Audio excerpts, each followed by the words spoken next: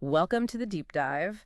Today we're looking into something that really underpins our whole financial system, prudential supervision. It sounds technical, maybe a bit dry. It can seem that way, but our mission here is to, understand how firms, banks, insurers, the ones you interact with, are regulated, how the rules protect you, the consumer, and keep the whole market stable. Yeah.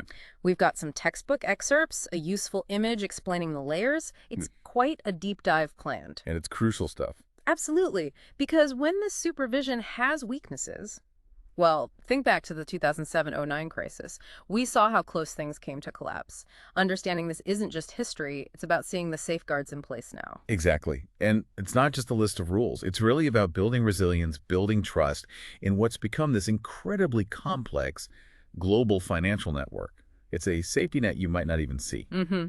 So the big question for you listening is, what does it actually mean for a bank or an insurer to be prudently supervised? And why should you care about all these layers of rules that are sort of humming away in the background? Let's find out. Okay, let's unpack this then. Prudential management. What is it at its core? Well, fundamentally, it's about making sure financial firms operate safely. Safely, meaning... Meaning they have proper risk management systems. They're run, well, prudently, sensibly, and crucially, they don't put their customers, you, at undue risk. Right. And the why we need this. You mentioned the crisis earlier. Yeah, the 2007-09 crisis is the starkest example. Gaps in the rules, weaknesses in supervision. They played a big part in major firms failing, and the whole global system nearly seized up. Scary stuff. It really was. So the point of strong supervision is twofold. Protect consumers from bad practice, yes, but also ensure the market itself is safe, stable, efficient. It builds confidence. Okay. And our sources mention these sort of levels of operation. Can you break that down? Yeah, think of it like ripples in a pond or maybe layers. The broadest layer is supervising the market as a whole, keeping the entire system stable. Okay. Then you zoom into individual firms. The aim there is to minimize the risk of any single business failing. Makes sense. And right at the center, the core, is protecting the individual customer, making sure you are protected, and if a firm does fail, the impact on you is minimized as much as possible. Got it. And who actually does this supervising, say, here in the UK? Primarily, it's split between two bodies. You've got the Prudential Regulation Authority, the PRA. They look after the prudential side for the big players, banks, insurers, the really significant investment firms. Their main job is preventing failure. Preventing failure, okay. Then there's the Financial Conduct Authority, the FCA. They handle prudential regulation for smaller firms. Now, their approach is slightly different. They recognize smaller firms might fail, and while that's not ideal, their focus is more on managing that failure well. Managing it. Yeah, making sure the wind down is orderly and, crucially, reducing the impact on customers. Protecting consumers is central to their mission, even in failure scenarios. It's a kind of tailored approach based on how systemically important the firm is. Interesting distinction. Okay, so to really grasp how this works, we need to get into the building blocks, right? The core concepts. Exactly. The pillars of financial health, if you like. Right. Let's start with capital adequacy. What's that about? Okay, capital adequacy. It basically means a firm needs to have enough of its own financial resources, its capital, to withstand difficulties, absorb losses, and just keep operating. Think of it as a financial shock absorber. Its own money, not customer money. Precisely. This capital usually comes from things like profits the firm has kept back over time or from money invested by its shareholders. Okay. And the core principle here is really important. If a bank has to write off a loan because the borrower can't repay, that loss should be absorbed by the shareholder's capital first. Ah, so the depositors, the people with savings accounts, are protected? That's the idea. It shields the depositors. Yeah. And there are key terms here. Solvency, which is just the basic state of having assets worth more than your liabilities. You're solvent. Right. And the solvency ratio. That puts a number on it. It expresses the firm's capital as a percentage of its assets. But crucially, those assets are risk adjusted. Not all assets are equally risky. So it gives a measure of that buffer relative to the risks they're taking. Exactly. It's a key health indicator regulators watch like hawks. But, there's a balance. How so? Oh, more capital is safer, generally. But if you force firms to hold too much capital, that's money they can't lend out to businesses or individuals. It could potentially slow down the economy. Ah, okay. So regulators have to find that sweet spot. Enough capital for safety, but not so much it stifles growth. Precisely. And that leads to the question, how much is enough? It's not just about having some capital, but enough to cover the specific risks a particular firm faces. It Oh, needs to be proportionate. which I guess brings us to the next big piece, because capital alone isn't enough if you can't pay your bills tomorrow, right? Let's talk liquidity. Yes, liquidity. Very different from capital, though related. Liquidity is all about how easily and quickly you can turn an asset into cash without losing value. So cash itself is perfectly liquid. The most liquid. But things like government bonds might be highly liquid too, easily sold. Property, not so much. Takes time. Okay, so what's the risk here? The risk is liquidity risk. That's the danger a firm might not be able to get hold of funds quickly enough to meet its immediate obligations, its cash outflows, Yeah. even if it's technically solvent overall. Right. And there's a really stark example of this, isn't there? Oh, yes. Northern Rock. Yeah, the Northern Rock bank run in 2007.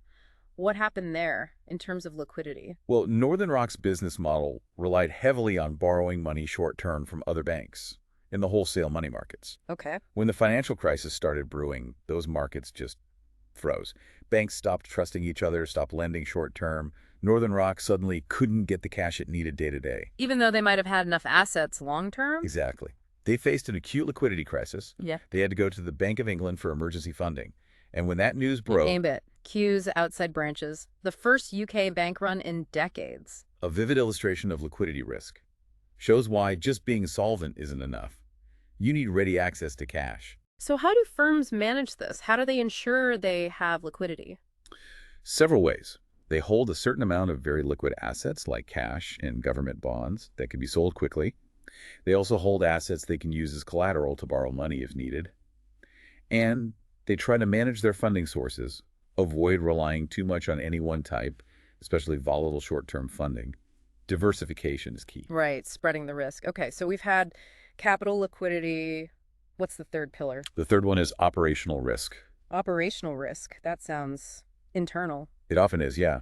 It's the risk of loss that comes from failures in internal processes or problems with people like staff making errors or even fraud or failures in the systems they rely on, like a big IT failure. Okay, like a computer system crashing and stopping payments. Exactly. Or it could be external events too, like a fire or a flood, or nowadays maybe a major cyber attack disrupting operations. Right. These aren't financial market risks in the same way, Yeah. but they can still cause huge losses. Absolutely. Yeah. And they can damage reputation just as badly. Recognizing this, international standards, like the Basel rules we'll probably get onto, actually require banks to calculate and hold specific capital against these operational risks now. It's taken very seriously. Okay, that makes sense. So these rules and standards, they're not just made up in the UK, are they? You mentioned international standards. Yeah, well, absolutely not. The financial world is incredibly globalized. Trade, investment, it all flows across borders. And as Lehman Brothers showed in 2008, a problem in one major economy can cause shockwaves everywhere, instantly. So you need global coordination. You really do.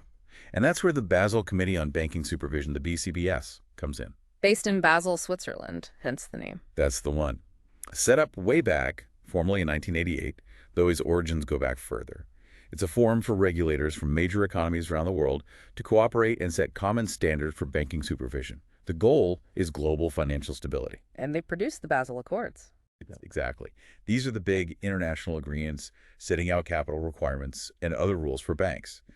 Basel II was a major step. It was built around what they called 3 pillars. Okay, what were they? Pillar 1 was about minimum capital requirements. This detailed how banks should calculate the capital needed for different types of risk, not just credit risk from lending, but also, as we mentioned, operational risk and market risk from their trading activities. Right, getting more sophisticated about risk. Pillar 2 was the supervisory review process. This gave national regulators, like the PRA here, more power and flexibility to assess a bank's overall risk profile and require extra capital or other measures if they felt the Pillar 1 minimum wasn't enough for that specific bank. It allowed for more judgment. More tailored supervision. Exactly. And Pillar 3 was about market discipline. This focused on disclosure, requiring banks to publish detailed information about their risks and capital levels so that investors and the market could make their own assessments. More transparency, basically. This is also where things like stress tests became much more prominent. Stress tests. Simulating bad scenarios. Yeah, regulators make banks run calculations to see if they'd have enough capital to survive a hypothetical severe recession or a housing market crash, things like that. A key tool now. Right. And then came the crisis, and Basel II wasn't quite enough. It became clear improvements were needed. So work began on Basel III, which emerged directly in response to the 2007-09 crisis and was largely phased in by March 2019. What did Basel III change or add? Two main areas got beefed up: regulatory capital itself and asset and liability management, which relates closely to liquidity. Okay, so on the capital side. Higher minimum requirements overall. Banks were pushed towards having a minimum solvency ratio, that capital to risk-weighted assets measure of around 10.5%, although the exact number can vary.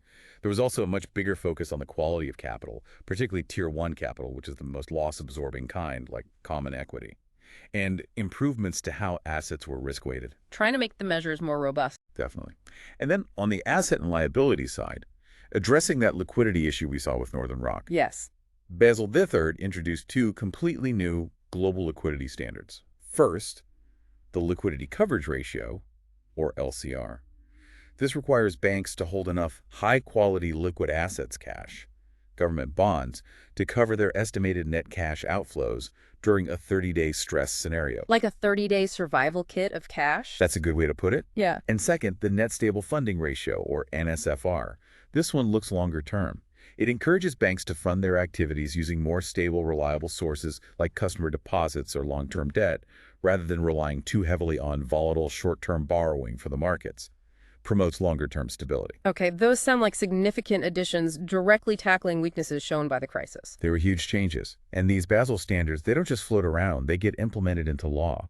In the EU, this happens through the capital requirements. Directives CRD40 and CRDV were the key ones implementing Basel III. Aiming for consistency across the bloc. Yes, exactly. Minimizing failure risk, ensuring banks have enough resources, and post-Brexit, the UK brought these rules on shore, creating its own version of the CRDV rules. Interestingly, the UK version included some stricter rules on banker remuneration. Ah, okay. Now, you sometimes hear about banks being too big to fail. Is there anything specific for those really massive, globally important banks? Yes, there is. On top of Basel III, there's something called total loss absorbing capacity, or TLAC. TLC. This applies to the banks designated as global systemically important banks, or GSIBs. It's an extra layer of capital or specifically resources that can absorb losses if the bank gets into trouble, set by the International Financial Stability Board. Since January 2022, they need a minimum TLAC equivalent to 18% of their risk-weighted assets. 18%, that's quite a buffer. It's substantial. The idea is that if one of these giants fails, this TLAC can be used to recapitalize the bank or wind it down in an orderly way without resorting to taxpayer bailouts. It's meant to ensure shareholders and certain creditors bear the losses, protecting the public purse and the wider system. Fascinating how these layers build up: Basel, CRD, TLAC, all aiming to prevent a repeat crisis. It's a complex web, but each layer addresses specific risks learned from the past. Okay, let's switch tracks slightly. We've talked a lot about banks. What about the insurance sector? Do they have similar rules? They do, yes. While some principles overlap, insurance has its own dedicated framework, largely driven in Europe by Solvency II. Solvency II, that came in around 2016. That's right, January 2016. It was a massive overhaul of insurance regulation across the EU, including the UK at the time. And what were its main goals? Similar to Basel. Broadly, yes, financial stability and policyholder protection. Specifically, Solvency II aimed to, first, reduce the risk of an insurer being unable to pay claims. Second, to minimize the losses policyholders face if an insurer does fail. Third, to set up better systems for early warning and disclosure if firms get into trouble. And fourth, just generally boost confidence in the sector's financial stability. Okay. Does it have those pillars like Basel II? Yep, it does, structured very similarly. Pillar 1 covers the quantitative stuff, the capital requirements, how assets and liabilities must be valued on the balance sheet, very risk-sensitive calculations. So how much money they need based on their specific insurance risks? Precisely. Pillar 2 is about governance and risk management. It requires insurers to have robust internal controls, effective risk management systems, and crucially, to conduct their own assessment of their risks. And solvency needs something called the ORSA, Own Risk and Solvency Assessment. So they have to actively understand and manage their own risks. Yes, and regulators check this rigorously. And Pillar 3, again like Basel, is about disclosure and transparency, making sure supervisors and the market get clear, consistent information. The PRA here in the UK fully integrated solvency solvent principles, including things like the main capital measure, the solvency capital requirement, or SCR, into its rulebook. So a parallel framework, but tailored for insurance risks. Okay, bringing it right back home then. We have these big international and EU frameworks. How do they actually become rules that firms in the UK have to follow day to day? Well, that's the job of the UK regulators, the PRA and the SCA. They translate these higher-level directives and standards into detailed practical rules within their handbooks. The handbooks, are they just one giant book? No, thankfully. The FCA handbook, for example, is huge, but it's divided into sections. There's a whole block called Prudential Standards, but even within that, it's broken down into specific source books tailored to different types of firms. Right. Well, historically, there was NSPRU for insurers, but now solvency to sector rules dominate. For investment firms under the EU's MiFID rules, there's a source book called MiFID PRU. For mortgage firms, there's MIPRU. It makes it slightly easier for firms to find the rules that apply specifically to them. Right, so it's targeted. And you mentioned MiFID PU. Has anything changed there recently, especially post-Brexit? Yes, significantly. For most investment firms, particularly larger ones, a new regime called the Investment Firms Prudential Regime, or IFPR, came into force in January 2022. IFPR. It's designed to be a more proportionate and risk-sensitive prudential framework, specifically for investment firms, moving away from applying adapted banking rules to them. It covers their own funds, concentration risk, liquidity requirements, governance, risk management, remuneration, disclosure. It's a comprehensive standalone regime implemented by the FCA. So another example of the rules evolving and becoming more tailored. Absolutely. Regulation is never static. It has to adapt to the changing financial landscape and the lessons learned. Wow. Okay, so stepping back, we've covered a huge amount. From the basic idea of prudent management through capital and liquidity, the global Basel rules, Solvency II for insurers, and down to specific UK regimes like IFPR. It's an incredibly intricate web, isn't it? It really is. A complex architecture working across different levels, the firm, the nation, the globe, all trying to ensure financial stability. And all those acronyms, those rules, they're essentially working behind the scenes, constantly being updated, trying to keep our financial world, safe and functioning after the shocks of the past. That's the goal, and connecting it back to the listener, to you. This isn't just abstract bureaucracy. This dense regulatory structure is what fundamentally protects your savings in the bank, ensures your insurance policy will pay out, and shields the wider economy from the kind of catastrophic collapse we came so close to. It fosters the stability needed for everything else. Exactly. It's not just about preventing crises. It's about creating the confidence needed for everyday economic life and, hopefully, for growth. So a final thought maybe for you listening. Think about how these rules we've discussed, capital ratios, liquidity buffers, TLAC, how they quietly shape the financial products you use. How a bank decides on your mortgage offer, maybe, or how an insurer prices your policy. What part of this deep dive into financial safety nets surprised you the most? Or perhaps what area do you feel you'd want to understand even better next time? There's always more to explore. Always. Thank you for joining us on the deep dive.